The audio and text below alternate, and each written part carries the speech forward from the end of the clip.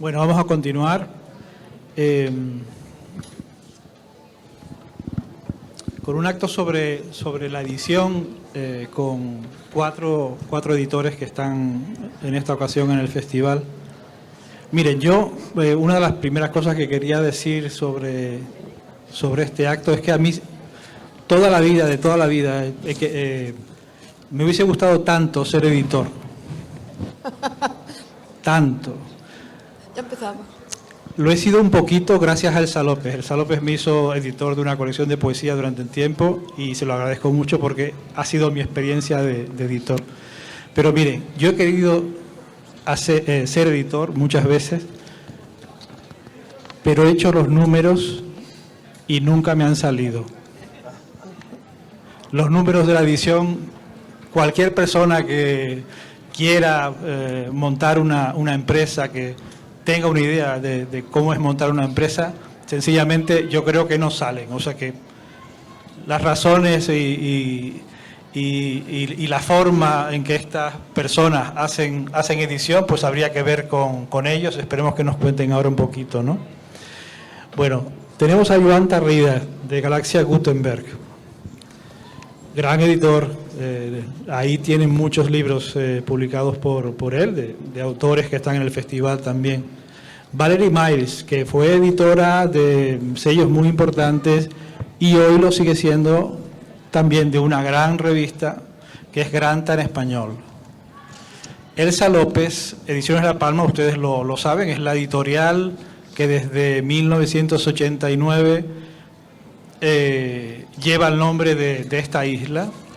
Ella, bueno, pues aquí, digamos que en Canarias prácticamente es, yo creo que es una de las editoriales más antiguas que quedan, ¿no?, en este momento. Es una editorial, además, yo diría que si está eso del tema de las asociaciones sin ánimo de lucro, ¿no?, pues esta es una editorial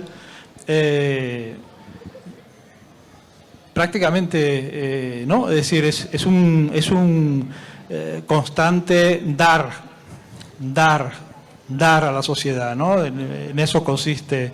Es una editorial a fondo perdido, podría decirse, ¿no? Es decir, una cuestión de generosidad de la poeta Elsa López y de su pareja Manolo, ¿no?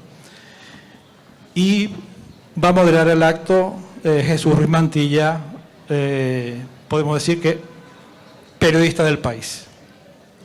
Gracias, Nicolás. Gracias.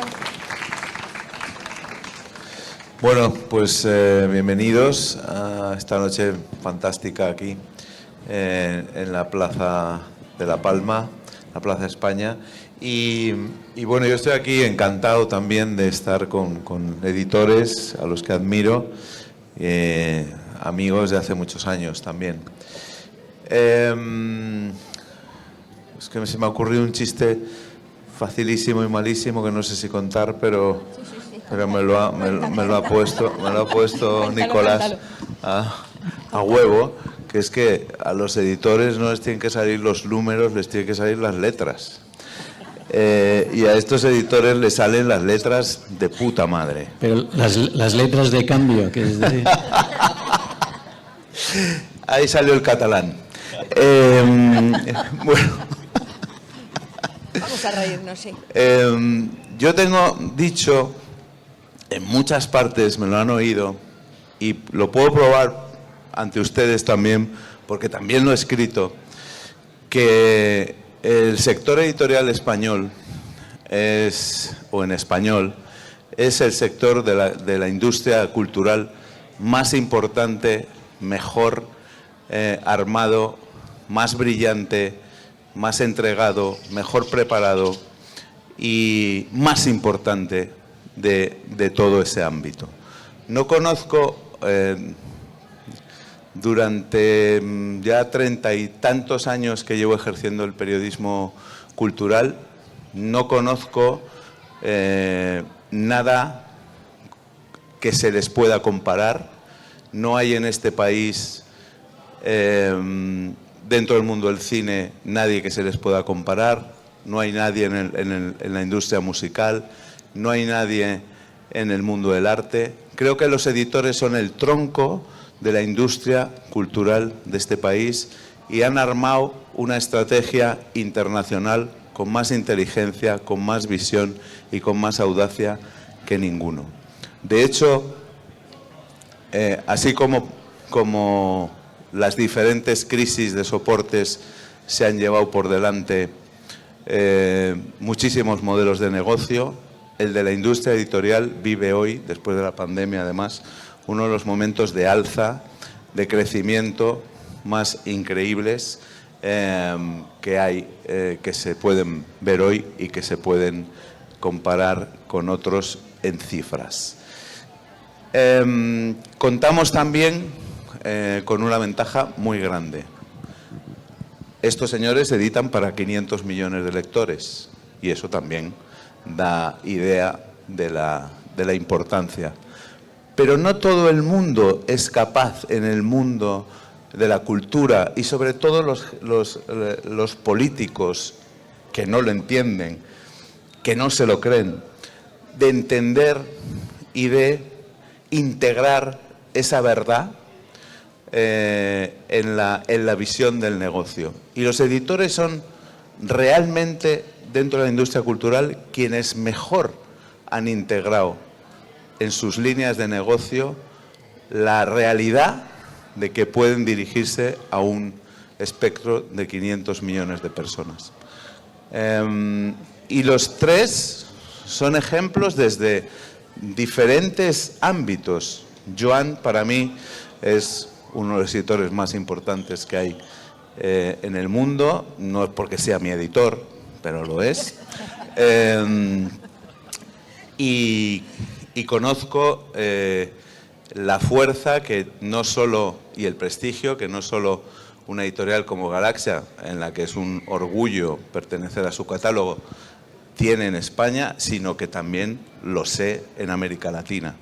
Valerie Miles es un curioso ejemplo porque viene de fuera y ha sido abducida quizá al mercado español y al conocimiento del mercado español en el mundo desde su visión, desde la visión que pueda tener una neoyorquina fascinada por España, y aquí sigue. Y además Valerie Miles ha creado durante años algo muy importante, que es de lo que hablaba también, me estoy extendiendo mucho, pero bueno, es que este tema me pone.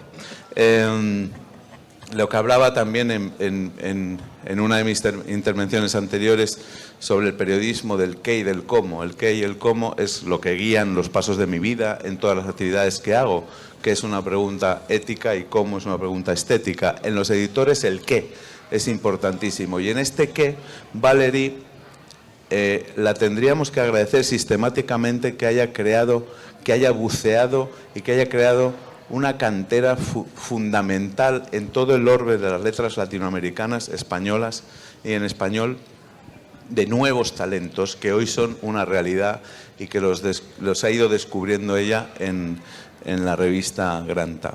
Y Elsa es un héroe, una heroína total. Es una persona que con una fe inmensa se empeña en crear un sello que lleva ya 30 y tantos años de historia en un lugar tan remoto y tan bello, pero tan lejano aparentemente a nuestras mentalidades como es La Palma, y encima le pone el nombre de La Palma a su editorial. Es decir, eso sí que es una audacia y eso sí que es un ejemplo a seguir. Entonces, no voy a hablar mucho, ahora voy a preguntar, pero que sepan que estoy encantado de estar con esta gente, a las que pido, por favor, un aplauso ya.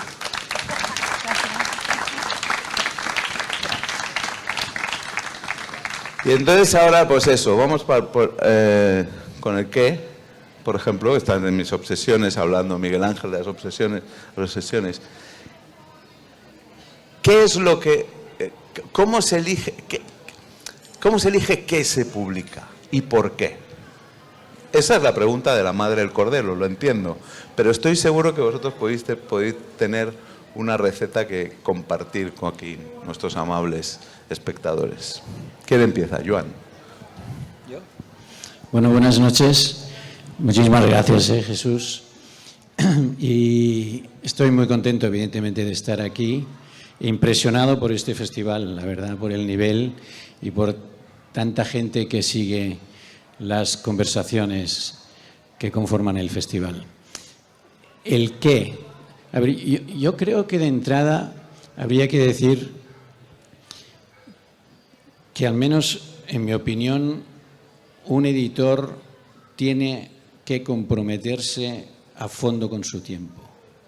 Es decir, tenemos una suerte y tenemos una herramienta muy importante en nuestras manos, que es la de ofrecer a los lectores herramientas, que son los libros, para que esos lectores vayan conformando lo que es la libertad propia, que es la capacidad de pensar y de decidir por uno mismo. Y eso, en momentos como los que vivimos hoy, es cada vez más importante. Entonces yo creo que se elige, el qué se elige también desde un punto de vista de esta responsabilidad que tenemos. Por lo tanto, la primera cosa es saber que estás ofreciendo libros bien escritos, bien hechos, bien pensados, libros de calidad. Libros de calidad que pueden ser una novela, puede ser un libro de poesía, puede ser un ensayo de cualquier tipo, pero la calidad es lo más importante. Y a mí me gusta siempre, cuando tengo que publicar un libro, conocer al autor o la autora del libro. ¿Por qué? Porque es importante ver que detrás de un libro hay alguien, hay una voluntad de hacer una obra literaria, hay una voluntad de escribir algo, una obra que quede. Luego saldrá bien o saldrá mal, y a lo mejor habrá baches, pero tiene que haber alguien detrás. No es solo un libro que te llega y no sabes por qué te llega, o sí que sabes por dónde te llega, pero no, tiene que haber alguien. Entonces, con lo cual, es un compromiso con el lector y un compromiso, evidentemente, con el autor. Valerie. Bueno, a ver, hay muchas maneras de responder a esta pregunta. Voy a leer una frase. Se ha ocultado la luna, también las Pléyades, es la medianoche y las horas se van deslizando y yo duermo solitaria. Safo, hace 2600 años. Eso es lo que busco, esta ambición. Es impresionante, Anne Carson nos explica clarísimamente en sus traducciones de Safo cómo es posible que en un libro el tiempo tiene una manera de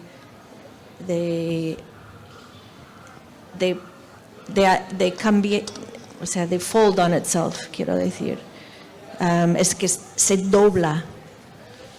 Y de repente, cuando lees algo, aunque es una frase, de repente estás con la conciencia de otra persona y en otro tiempo. Y ahí es un poco lo que decía Joan, ¿no? ¿Cómo encontramos hoy las cosas que podrían quedar 2600 años y doblar el tiempo para alguien en el futuro y dar una sensación de lo que estamos viviendo nosotros hoy en día? Nabokov siempre hablaba, cuando él leía, hablaba de leer con la espina dorsal y la sensación de cuando hacía cosquillas y llegaba hasta el cuero cabelludo y sentía esta como electricidad, es cuando él sabía que estaba frente a algo original, algo que le hacía sentir esta especie de estar en la presencia de la conciencia de otra persona, que han sabido utilizar el lenguaje, ¿no? Porque todo libro es un fenómeno del lenguaje. Alguien que tenga la capacidad de utilizar las técnicas posibles para hacer un fenómeno del lenguaje, tener esta electricidad que nos trae este momento en el tiempo. Entonces, cuando estoy leyendo, o sea, un editor tiene algo de coleccionista, ¿verdad? Es que hay una... Y bueno, he escrito un ensayo que se llama La edición del yo, porque muchos escritores piensan que son los únicos que tienen personalidades. Los editores tenemos personalidades, tenemos experiencias, tenemos vida, tenemos pasiones y obsesiones, un poco como lo que estaba diciendo Miguel Ángel, ¿no? Tenemos heridas abiertas y luego lees algo y sabes que tienes que compartir esto con otras personas. No puedes vivir sin compartir esto con otras personas. Eso es un poco qué es lo que me hace a mí decir, tengo que perder mi tiempo, tengo que dar mi energía, mi esfuerzo, tengo que dar todo para que esto tenga lectores. Sí, hay un fanatismo ahí. Total. Eso, luego entramos. ¿El qué? Vamos por el qué primero, luego vamos con lo fanático. No, yo no tengo ningún qué. Yo parto de quién. Ah. Yo, de repente, delante de mí hay un ser humano que me presenta algo y me dice, léelo. O por intuición, yo estoy frente a alguien que intuyo que tiene algo que decir y le digo, ¿tú escribes? Sí, dámelo. Entonces, en mí se produce un fenómeno puramente físico, no me voy a andar con oratorias ni con discursos, simplemente es físico. Me entiendo con esa persona, hay algo en ella, incluso en su piel, que tiene que ver con mi piel.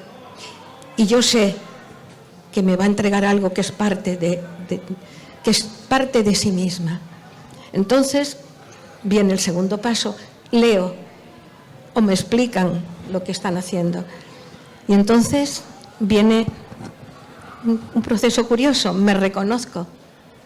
Yo me reconozco en ese otro ser que está delante de mí. Y cuando lo leo entiendo que, una cosa muy curiosa, pienso, caramba, eso lo hubiera escrito yo también. O cómo me hubiera gustado escribir así. Y siento la envidia, siento los celos porque yo no supe escribir así. O siento la alegría.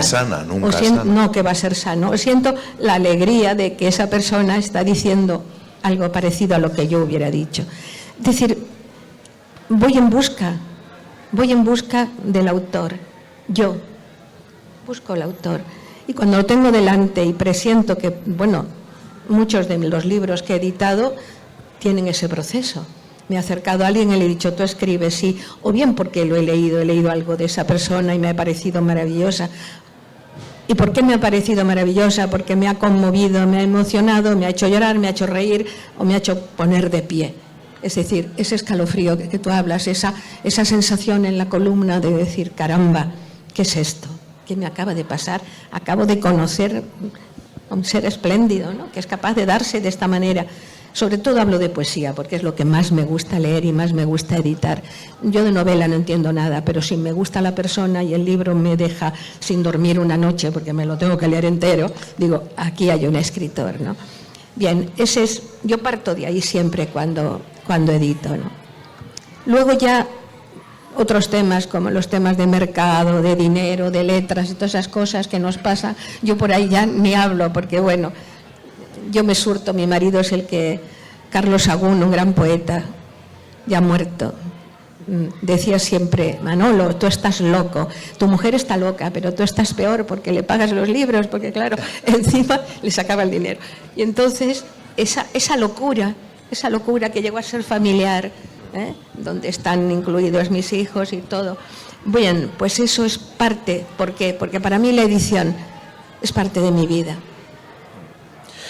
No, queda claro, y además queda claro que, por ejemplo, el título de esta mesa, que es publicar el conocimiento, vérselas en el mercado, tiene un doble, pues una doble vertiente.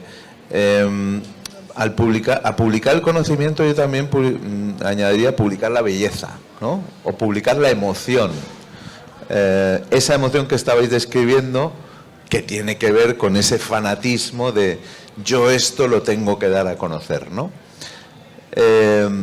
Y tenéis esa cosa a veces mesiánica, de revelar la palabra, ¿no? Bueno, en pequeño, o sea, en una dimensión más pequeña, pero todos unidos, sois una especie de dioses, que creáis una especie de canon, de tendencia, muchas veces, que bueno, que va más allá, que es universal, de pensamiento, ¿no? Entonces, ese fanatismo al que aludíamos con Valerie, me gustaría que nos explicarais desde las entrañas, también como lo ha explicado Elsa muy bien, desde esas entrañas, desde ese pálpito, desde ese instinto, desde esa intuición, que tenéis la que se vuelve en necesidad de editar algo. ¿Cómo es ese proceso fisiológico? No, sí.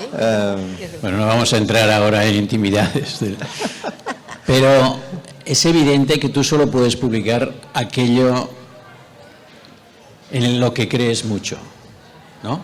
Porque el libro que publicas lo vas a tener que defender primero tú antes que nadie, ¿no? Lo vas a tener que defender ante los libreros, lo vas a tener que defender ante los distribuidores, lo vas a tener que defender ante los lectores, ante la prensa.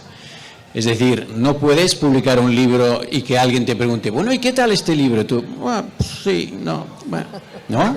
O sea, tú tienes que estar entusiasmado por ese libro, tienes que estar convencidísimo de que ese libro, la gente, cuanta más gente lo tiene que leer. Pero tú también tienes que ser consciente, y volvemos al otro aspecto, de si ese libro puede ser leído por 10.000 personas, por 3.000 personas, por 100.000 personas o por 1.000 personas. Sí. Porque eso forma parte también de tu conocimiento, de tu experiencia. Pero si un libro puede llegar a 1.000 personas, tú tienes que conseguir que llegue a 1.000 personas, no a 500. Y si puede llegar a 10.000, que llegue a 10.000, no a 7.000. Entonces, cada libro es distinto, cada libro, ¿no?, te despierta una pasión distinta y una forma de trabajar distinta, pero siempre intentando conseguir que haya cuantos más lectores mejor. A mí me gusta mucho una frase de Siegfried Unsel, que era un editor mítico, también de la mítica editorial alemana Surkamp, ¿no?, que decía: yo, cuando se deja de vender un libro, no pienso he perdido una venta, sino he perdido un lector. Por lo tanto, no es solo una cuestión económica, es una cuestión, y lo decía Valerie y lo decía Elsa, de conseguir cuantos más lectores mejor, porque este es un negocio que a mí es lo que más me gusta, que es un negocio entre personas, es un negocio entre nosotros, entre los autores y las autoras, y entre los libreros y las libreras, y entre los lectores y entre los periodistas. Es siempre hablando, estamos buscando personas para compartir con ellos y con ellas lo que nosotros hacemos. Valerie. Sí, sí, exactamente. O sea, pero a veces los escritores conocen lo que es fracasar, ¿no? Fracasar mejor, como decía Beckett. Pero los editores también sabemos muy bien lo que es cuando realmente sientes algo fuerte por un autor o un texto y lo sacas pensando que va a vender mucho y luego no vende mucho. O aquel cosa que pensabas que quizás soy solo yo que me gusta y no sé si va a vender mucho, luego es lo que resulta ser como el éxito, ¿no? Pero hay algo del editor que es, bueno, lo voy a decir, hay que tener visión. Hay algo visionario en la parte de ser editor. Y también algo, bueno, Calasso decía que tenía que tener algo de mercader y de negocio del circo, ¿no? Pero también hay que poder ver algo que no existe. O sea, esta sensación que tienes cuando lees algo, tienes esta reacción muy fuerte, esta cosquilla que te dice aquí hay algo y necesito publicarlo. Luego es porque ves algo, o sea, no ha sido publicado todavía, no tiene una entidad física todavía. Entonces el editor, hay una parte del editor, y esto es como el arte también de editar, que Calasso también habla de la edición como un arte, porque no es solo leer y reconocer que algo es bueno, sino es que cómo haces que este libro, en el diseño, en el papel, en el estilo de publicación, si va en rústica, si va en tapadura, si va en una edición pequeña, si va solo, si va en febrero en vez de septiembre, todas estas cosas tienen que juntarse para ser como la cosa perfecta. Y aún así, muchas veces fracasas. Pero lo que a mí me gusta es que un fracaso pequeño, con el tiempo, puede convertirse en un éxito enorme, porque a veces los libros necesitan su tiempo.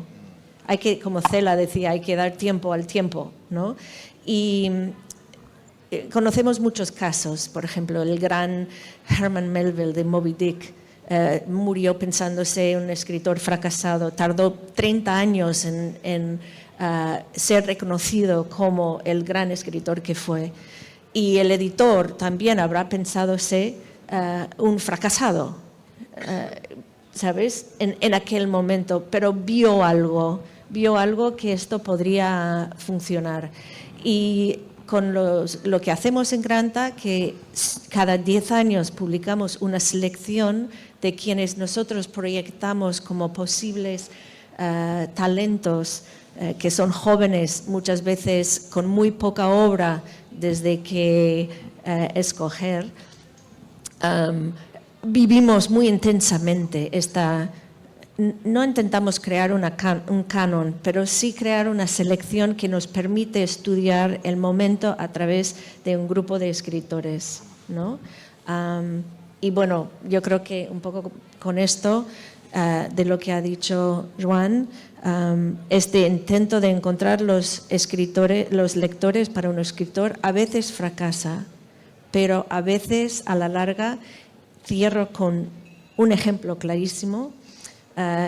En una de mis editoriales preferidas en Nueva York, que se llama New Directions, publican un escritor que se llama Osamu Dazai, es japonés, y escribió una novela que se llama No Longer Human, en la versión en New Directions, que es ya no más humano.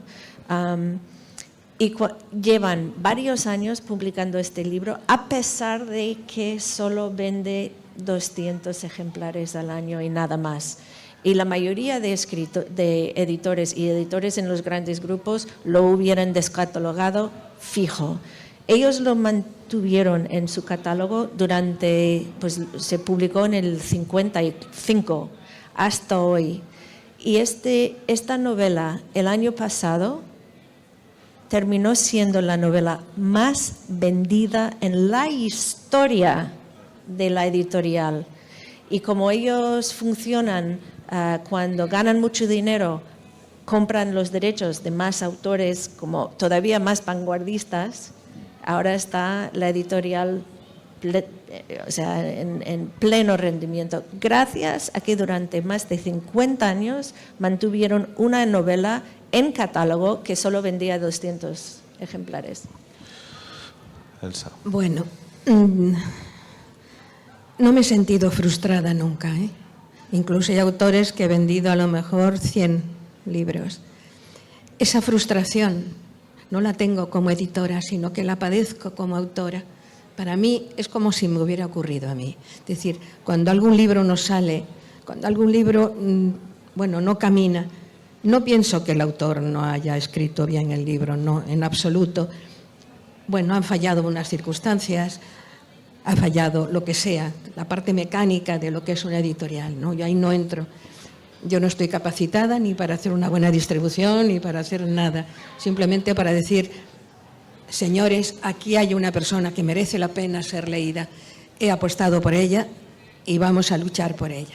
En mi caso, como editora, soy una luchadora personal, que llevo al autor a donde puedo, la enseño, presento al autor, hablo de él, lo persigo, lo sigo, y tengo autores de hace ya 30 años, ¿no? Yo siempre digo mis niños, porque algunos eran jóvenes y ahora ya son señores hechos y derechos, pero la vocación, voy a hablar de vocación como editora, que también es importante.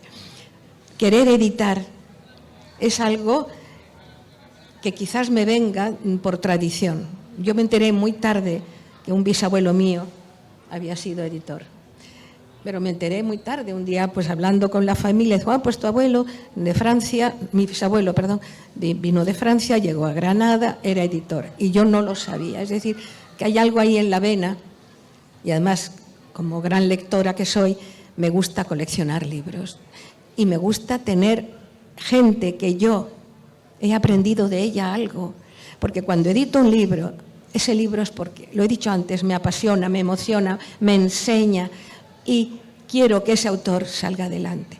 Por eso no me gusta hablar de fracaso, porque si hablara de fracaso, en el sentido económico, en el sentido, bueno, en lo que una editorial vive, porque claro, necesitamos dinero, eso está claro, pero a veces yo esa frustración la padezco como propia, es como si no me llegara el dinero a fin de mes para comprarme lo que me apetece. Pues bien, yo invierto, fíjate lo que he dicho, invierto, no en libros, invierto en personas, invierto en gente ilusionada.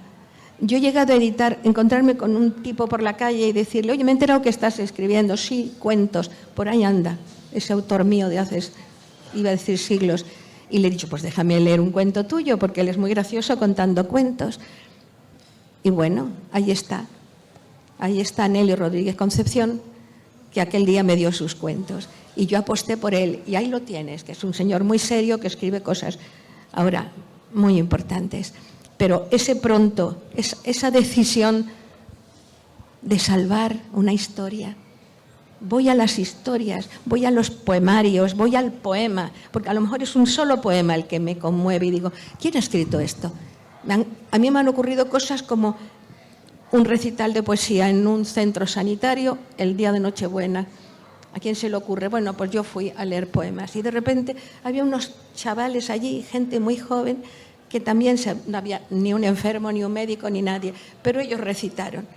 Y de repente aquel muchacho se subió, uno de ellos, y yo dije, Dios mío, ¿qué es esto? Es como San Pablo, como si un rayo te dice, no, esto es un poeta como la copa de un pino. Se llamaba y se llama Sergio Barreto, y digo nombres porque es uno de mis autores. Esos prontos, esos instantes no se pueden repetir en una mesa ni en un despacho. O sea, revelaciones. Bueno, llámalo como lo llamaría mi amiga Irene en este momento, pues eso, una ascensión. Pero eso no se puede explicar. Yo no puedo encontrarme con un autor y preguntarle, ¿cuántos likes, esa cosa tan moderna, cuántos likes tienes en tu Instagram, querido? 35.000. Nada. ¿Cuántos likes tengo? Uy, tengo 200.000 seguidores, te edito.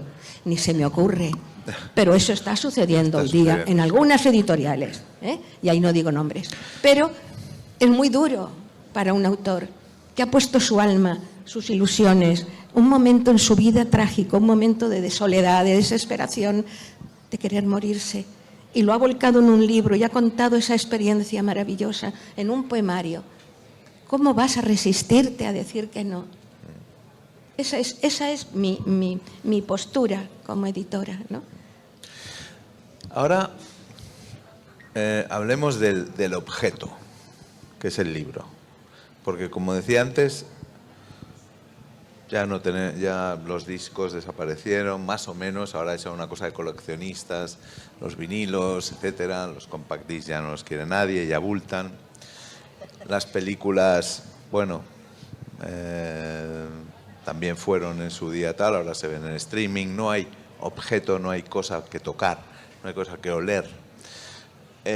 Todo es insípido, todo es inodoro, no hay nada a lo que aferrarse importante.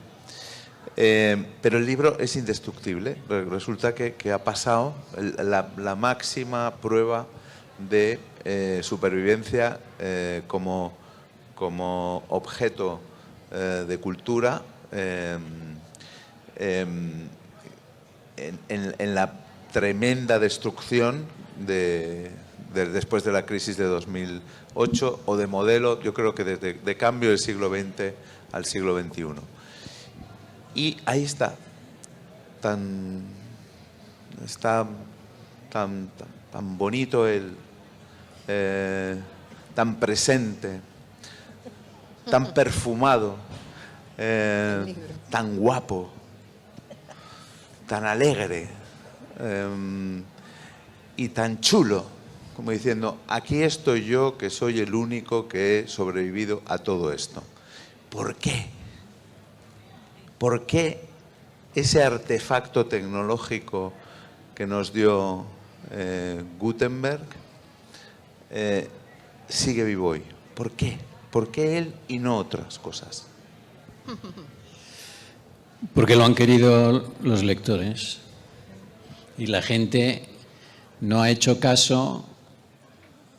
Yo creo que es una rebelión, ¿no? O sea, la gente no ha hecho caso a tantos augurios que desde los años 2000 y 2000 y pocos y antes empezaban a decir que ya no habría libros. Yo recuerdo en la Feria de Frankfurt, que es la feria más importante del mundo de libros, que de repente se dedicaron o sea, ahí están los editores de todo el mundo, todos los países del mundo. Pues hay pabellones, entonces de repente se dedicaron pabellones al libro electrónico, ¿no? Todo Amazon y todos, y Google y todos, ¿no? IBM, todos grandes, ¿no? Stands para explicar que eso es lo que viene. Hoy no hay ninguno. Y, entre otros, en tu periódico y en los periódicos en general, se decía, en el 2016 ya no habrá libros en papel, en el 2020 solo habrá el 30% de libros en papel. En tal. A mí me preguntaban, y yo decía, mira, ¿sabes qué? Yo es que cada fin de mes tengo que pagar las nóminas y las imprentas. No me hables del año 2000 no sé qué, porque no sé lo que va a pasar. Yo sé lo que voy a hacer este mes y el que viene y el otro. Y bien, hemos seguido así y aquí estamos. Pero estamos aquí porque los lectores han dicho, yo voy a leer y sigo leyendo en papel. Y esa es la clave. Porque evidentemente el libro es, como tú has dicho, un instrumento perfecto. Yo no creo en las guerras ni defiendo las guerras, todo lo contrario. Pero el libro nació en una guerra. Y las cosas que nacen en las guerras por los extremismos, por los momentos extremos, son cosas muy bien pensadas. Y el libro antes había los rollos, ¿no? Aquellos rollos que se desplegaban y todo eso, los papiros. Y eso, para dar órdenes a los soldados, eso fue durante el Imperio Romano. Para dar órdenes a los soldados era totalmente, ¿no?, inservible, no podías ir con un rollo ahí. Y entonces a alguien se le ocurrió coger hojitas de papel, ligarlas con un cordel, y eso era mucho más llevadero. Y ahí empezó el libro que luego Gutenberg perfeccionó. Pero es una cosa tan perfecta que nos permite estar tan con nosotros mismos, que eso es la lectura, ¿no? Y que yo creo que, bueno, mientras los lectores sigan queriendo que haya libros, pues habrá libros en papel. Valerie. Estoy completamente de acuerdo. Creo que es una cosa, sencillamente porque la gente pide leer en libros, seguimos con libros. Yo sé que ahora hay una moda entre los jóvenes que llevan libros como debajo del brazo para que los demás puedan ver los libros, porque ahora es súper cool llevar un libro y quieren que la gente vea que yo estoy leyendo este libro, ¿no? Yo recuerdo también en la época cuando se publicó 2666 en Estados Unidos, un editor dijo que cualquier persona que paseaba por la calle de Nueva York con unas galeradas que es un libro como antes de imprimirse las versiones finales, pasear por Nueva York con uno de estos debajo del brazo te permitía ligar mejor que estar en Ferrari. O sea que hay algo del libro. Mira, yo estoy ahora traduciendo un libro de un diseñador que se llama Miguel Milá. Y Miguel habla del diseño como algo que no... que a veces no entiendes por qué algo es tan cómodo o por qué te gusta tanto. Y el mejor diseño es cuando en realidad no te das tanta cuenta de que el diseño es tan cuidado, ¿no? Yo creo que los libros, cuando están muy bien hechos, hay simplemente una reacción a un libro con buen papel, con un buen diseño interior. O sea, el diseño tipográfico es muy importante. La cubierta que evoca la sensación que tendrá alguien cuando están leyendo el libro es importante, que no explique, no debería explicar, no debería poner algo que te cierra lo que es la lectura cuando entras en el libro. Hay como pequeñas cosas que hacen que un libro destaque y a veces no se sabe por qué, pero funciona. Y por eso hay una experiencia estética tanto de lo que es el objeto y tener esta relación con el objeto, luego abres este objeto y se convierte en la experiencia donde desaparece el objeto y entra la historia en la mente, ¿no? El autor entra directamente en la mente del lector. Eso es la fórmula perfecta, creo.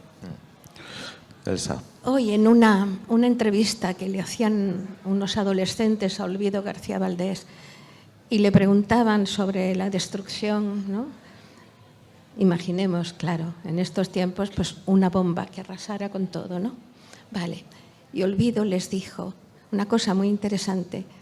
Fijaros, de Safo desapareció absolutamente todo, pero quedaron algunos pequeños textos, unos versos, algo que está ahí. Es decir, el legado muchas veces aparentemente parece que se destruye, como parece que se destruye el papel en algunas ocasiones cuando mandan quemar libros porque no se pueden leer, porque a lo mejor las autoridades deciden que no se debe leer, porque leer es nefasto, es un vicio malo, y entonces mandan quemar los libros y a los escritores.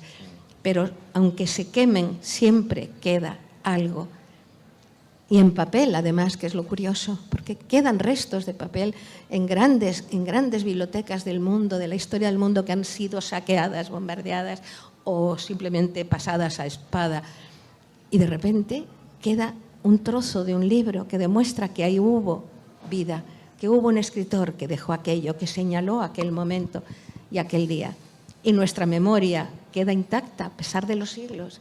Y eso es muy importante, saber que permaneceremos gracias A esa cultura transmitida. a en un las libro. letras, a la escritura y al papel, sí. Hablaba Joan de una batalla, de una guerra que ha ganado el lector por conservar el libro, pero yo creo que también responde a una conjunción muy bien hecha en el sector editorial. Es decir, cuando entra el monstruo Amazon a comerse el mercado, eso lo que provoca es una reacción inmediata. Una reacción que aúna, digamos, el libro es una tarta, ¿no? que se reparte en tantos por ciento al editor, al distribuidor, al librero y lo menos al autor, que lo sepan. Pero bueno, esto ya no pasa nada. Entonces, esa tarta que se ve amenazada por Amazon, que quiere llevarse eso y que es agresiva,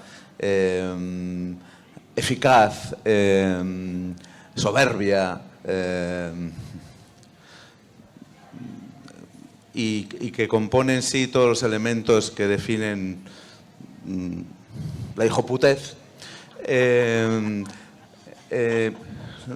levanta en armas al sector y se crea una alianza interesantísima entre el editor, entre el autor y el librero.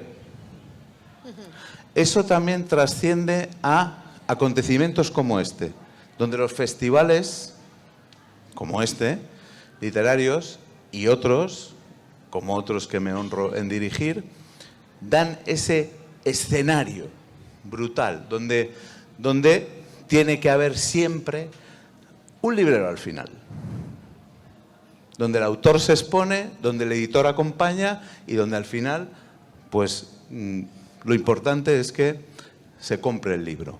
Esa entente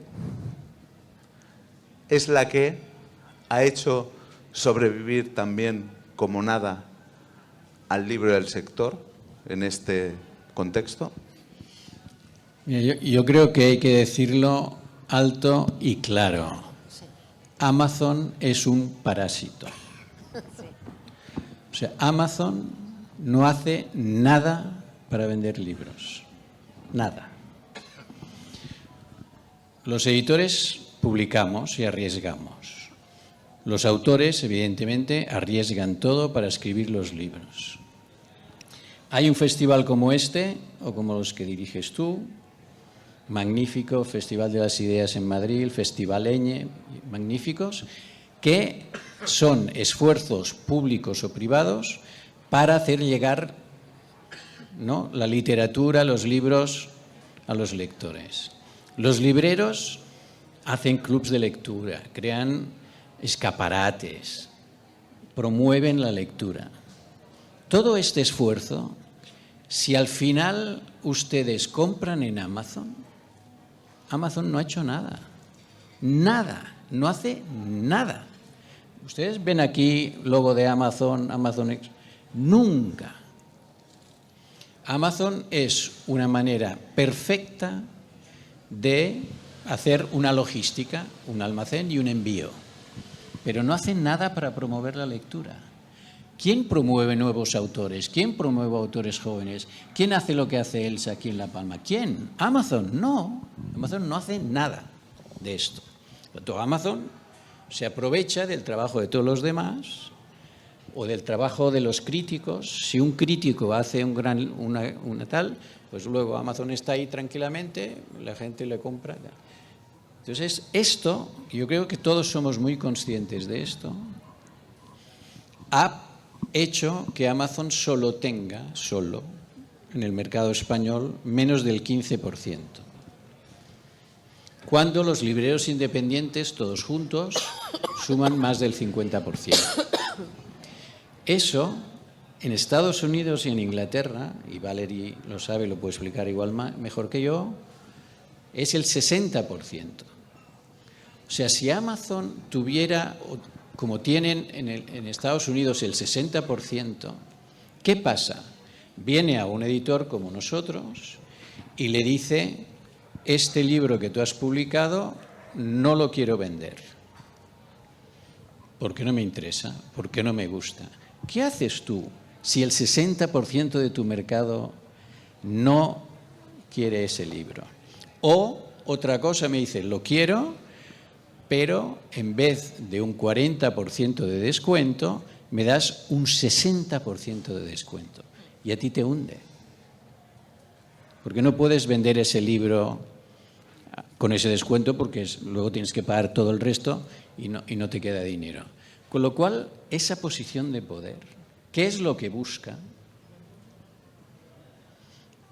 Yo creo que todos, editores y libreros y lectores, sobre todo, y prensa, estamos muy conscientes de esto y eso ha creado que en España, por ejemplo, pero no solo en España, en muchos países, en Francia, en Estados Unidos, están naciendo nuevas y magníficas librerías independientes, cada vez mejores.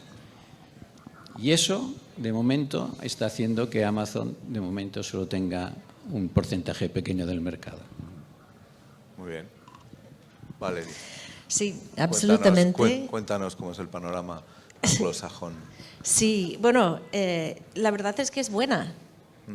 Sí, es buena.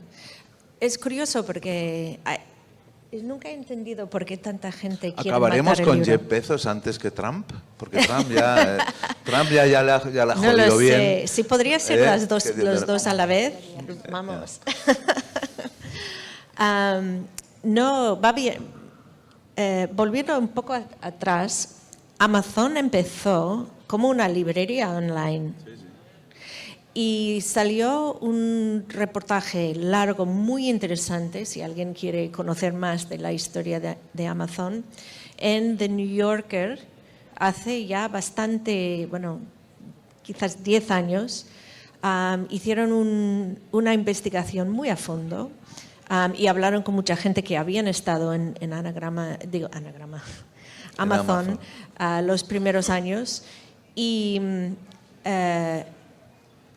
o sea, expusieron cosas que no sabíamos. Por ejemplo, habían empezado con libros adrede, porque querían el prestigio de los libros, para luego, ellos siempre sabían que iban a vender, ser una tienda, pero querían empezar con libros porque consideraban que así iban a atraer la gente inteligente y tener el prestigio de una librería, porque librerías tienen mucho prestigio.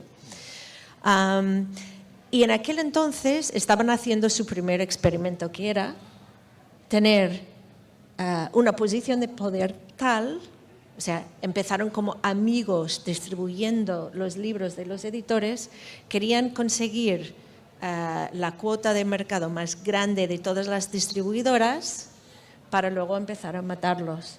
Y eso se llamaba, ellos tenían un nombre que se llama Operación Gacelas, como tigre que caza las gacelas. Y ellos lo llamaban así. O sea que era un plan desde el principio. El principio Sí. de comérselo todo. Exacto. O sea, En la selva. para luego publicar ellos sus propios libros. O sea, querían hacer esto, empezar a matar. Entonces, hubo dos reacciones en Estados Unidos.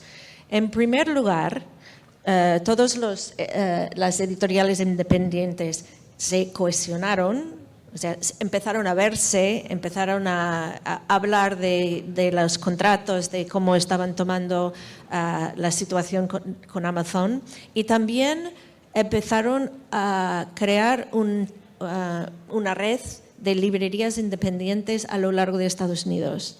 Y esta red y las editoriales independientes crearon una red propia donde se podía comprar, igual que Amazon, en esta red internacional, pero de independientes. Y esto empezó a crecer de tal manera que pudo mantener un poco de, al menos un poco de control. Hacerle frente. Pero también una segunda cosa pasó, porque hubo un momento cuando Random House, que era solo Random House en aquel momento, intentaron negociar duramente con Amazon y Amazon quitó el botón de clic para comprar todos los libros de Random. Y entonces se dieron cuenta, además, de que alguien tenía que ser suficientemente grande para poder poner un poder comparable a Amazon en el mundo editorial. Y ahí es cuando empezó y por qué se permitió la compra de Penguin y Random House. Y se ha creado este monstruo justamente para hacer frente a la política de Amazon para intentar matar a los editores. Y en las librerías... La operación Gacela. Exacto. Y en las librerías, todos los editores internacionales, independientes, pusieron en sus sitios web botones clic para comprar online y nadie en las librerías hicieron como un vacío total a los libros publicados por Amazon que no se podían presentar en ninguna de las librerías y ninguno de los festivales. Sí, claro. Ahora tú, Elsa, cuéntame, Sí. esta entente.